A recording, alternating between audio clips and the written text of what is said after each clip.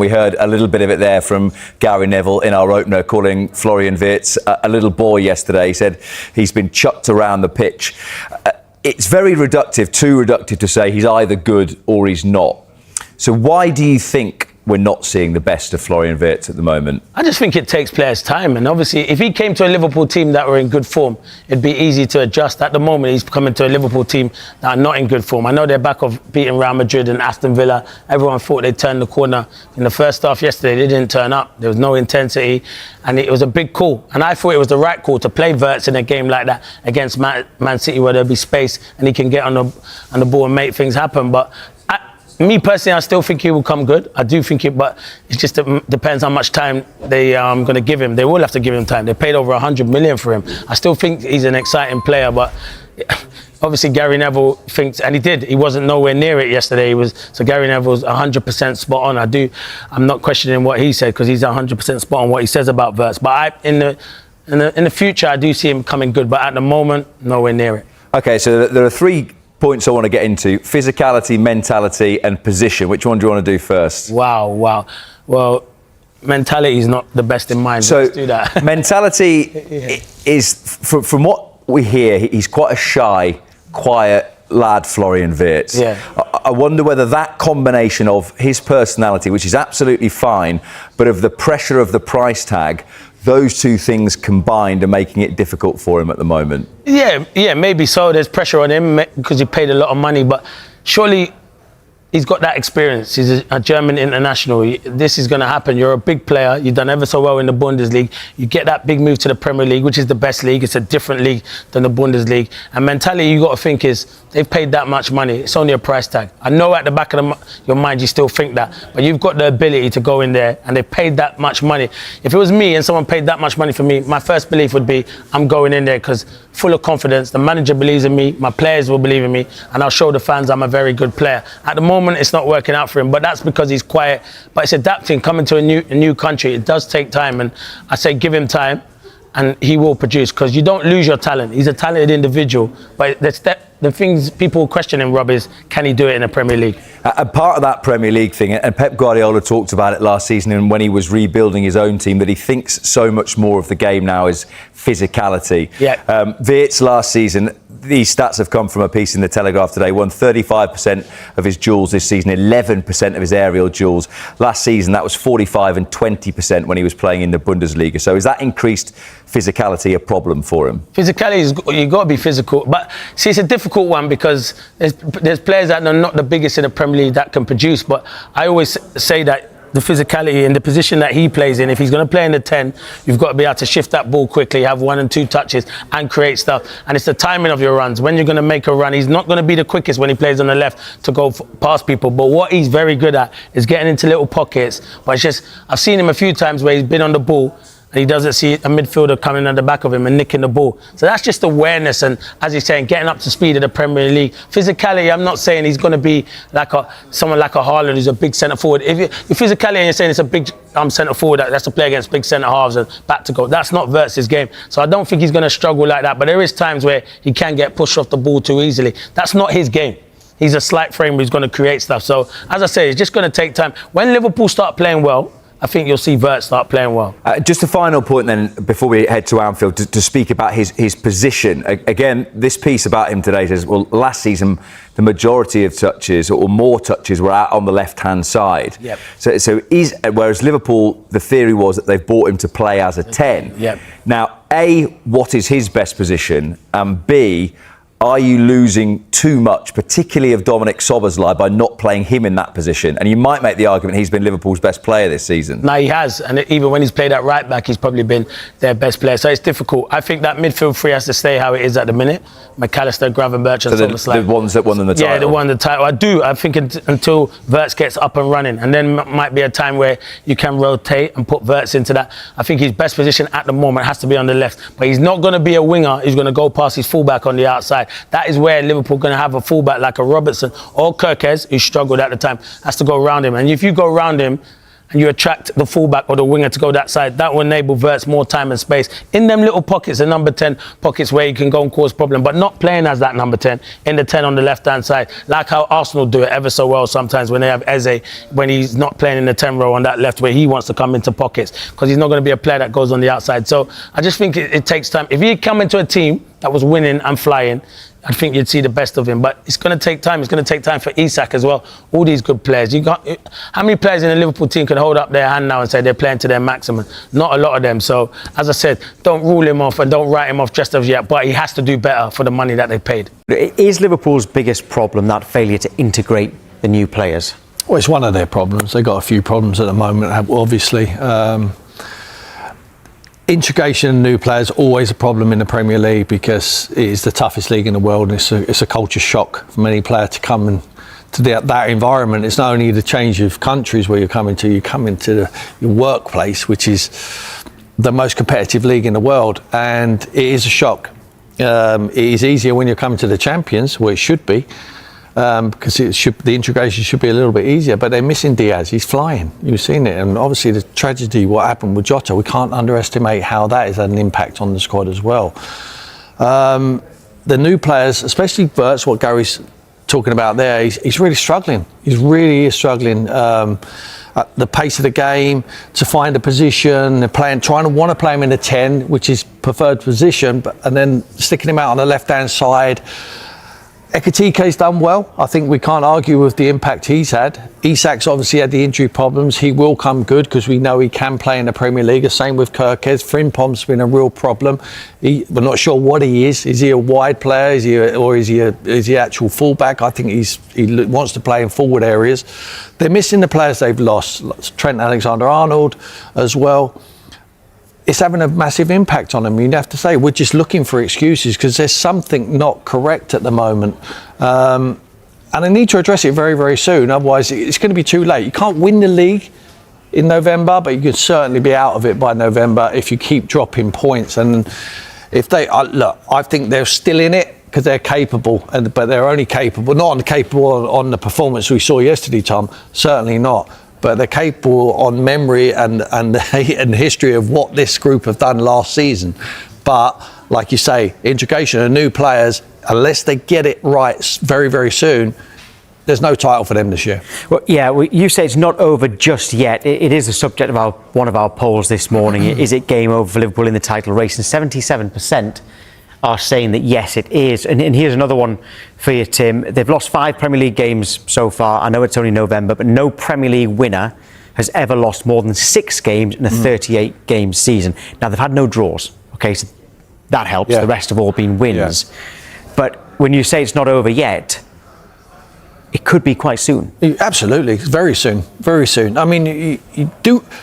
First and foremost, do we think Arsenal can... What are we talking about, 8 points now? Can Arsenal lose 3 games between now and the end of the season? Of course they can. Of course they can.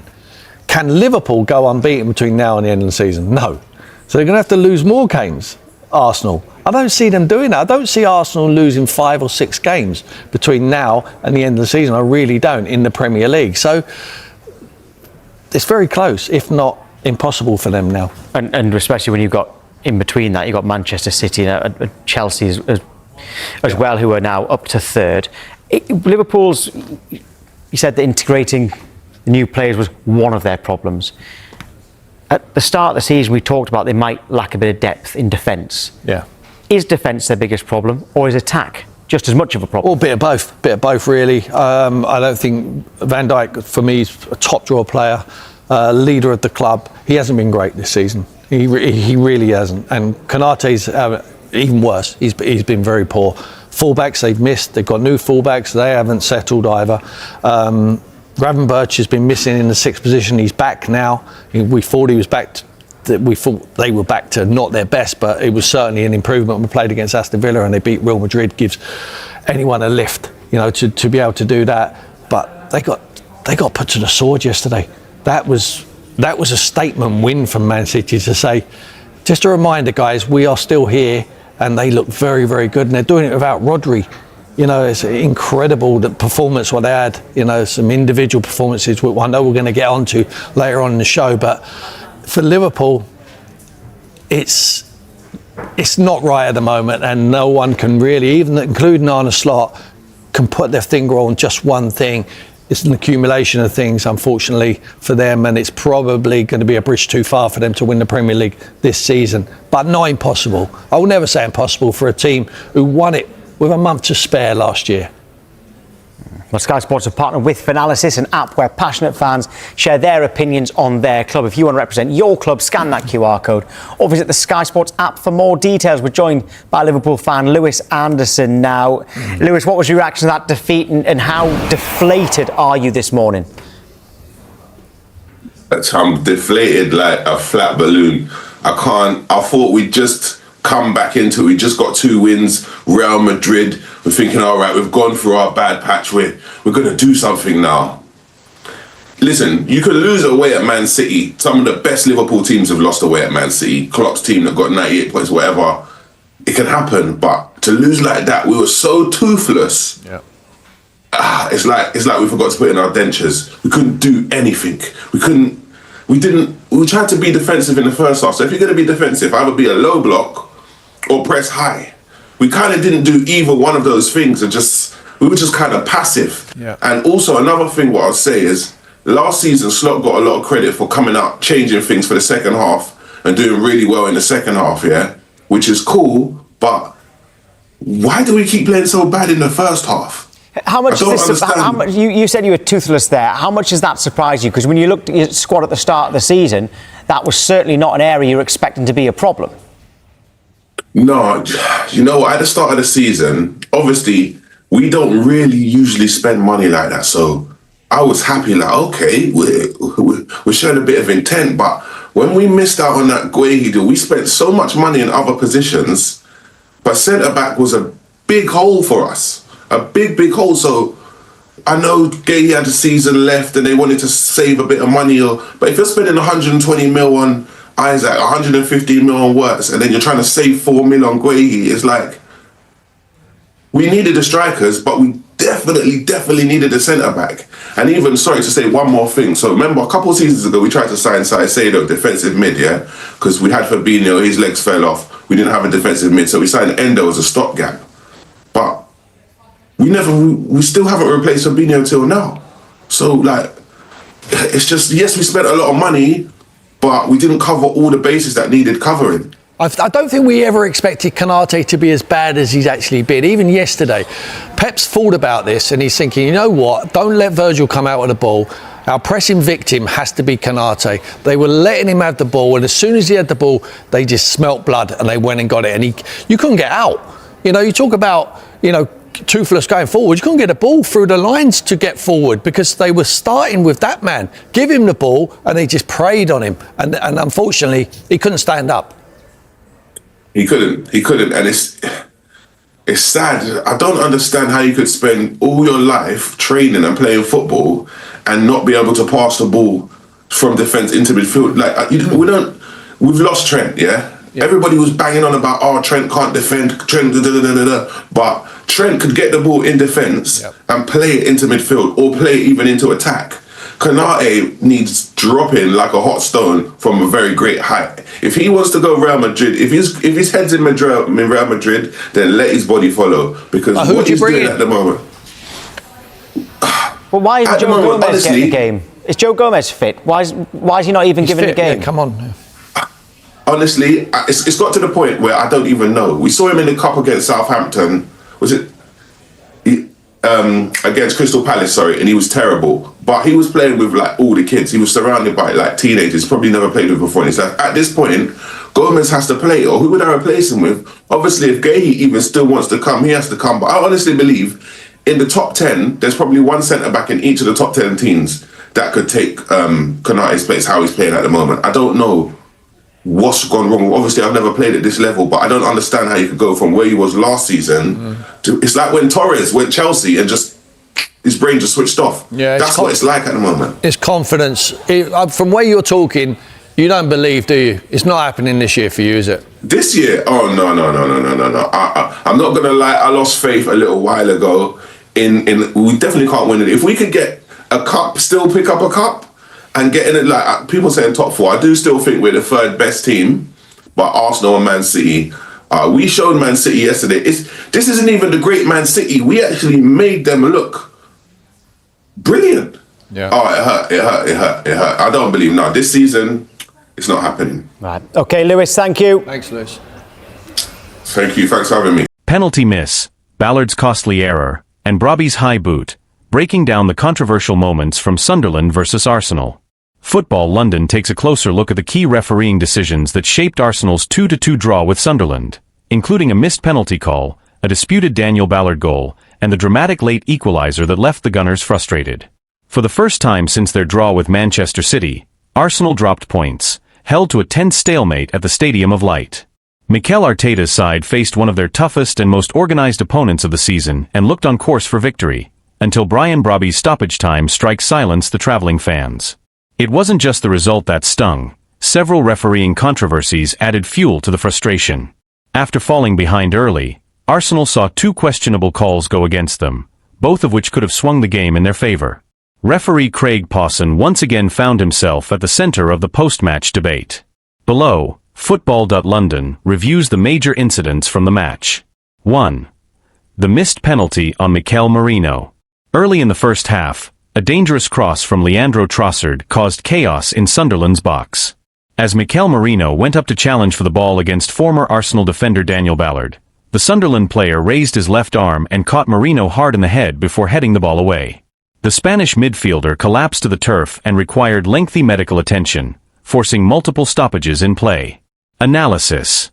If that type of contact had happened anywhere outside the box, it would almost certainly have been called a foul. Ballard made clear, forceful contact with Merino's face before winning the header. Similar incidents, like Victor Gyökeres's denied penalty against Newcastle when Nick Pope touched the ball first, have been ruled inconsistently.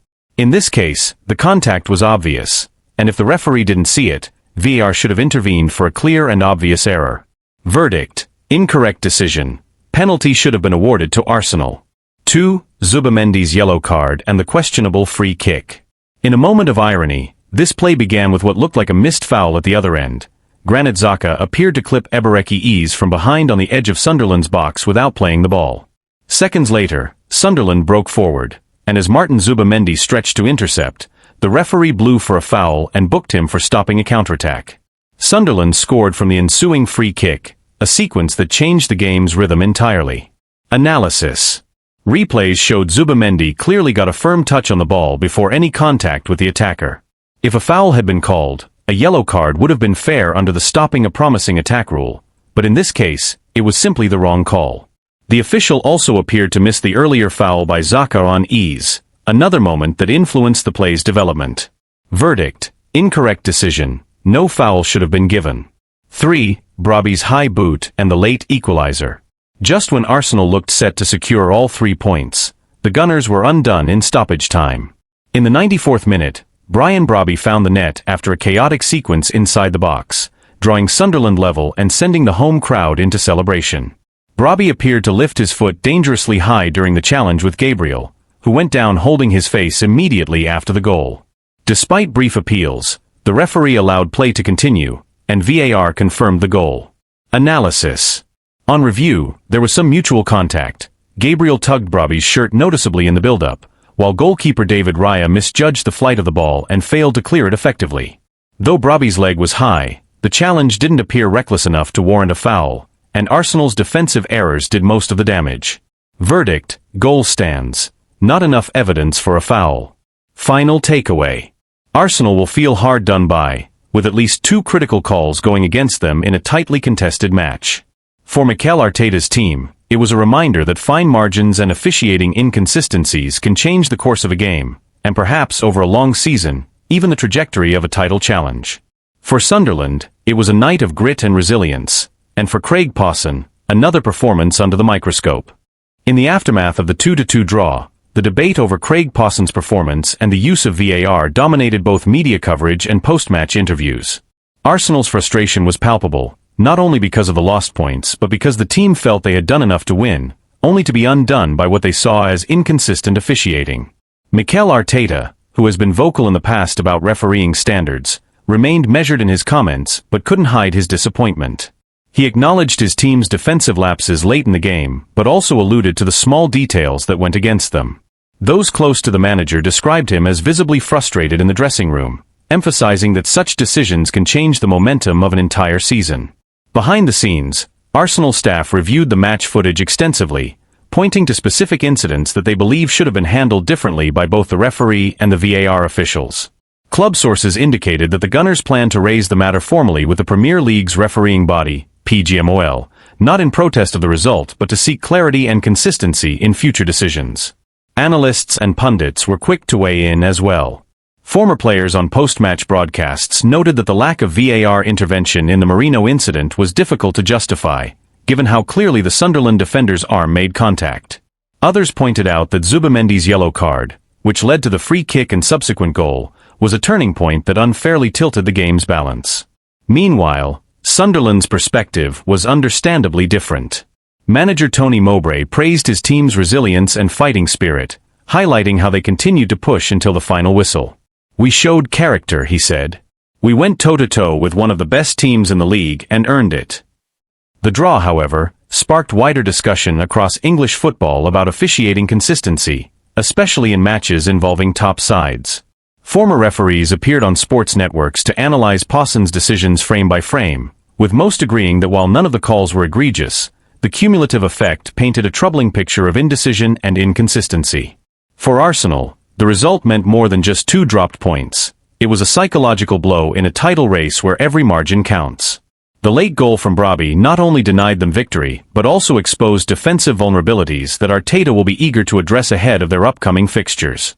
In the broader context, the match served as another reminder of how officiating remains one of the Premier League's most polarizing topics. Whether it's a missed penalty, an overlooked foul, or a subjective interpretation of clear and obvious error, moments like these continue to influence outcomes at the highest level. As the league moves deeper into the season, both Arsenal and the officials involved will feel the weight of this result. One as a setback in their campaign for consistency in silverware, the other as a fresh entry in an ongoing debate about accountability in modern refereeing.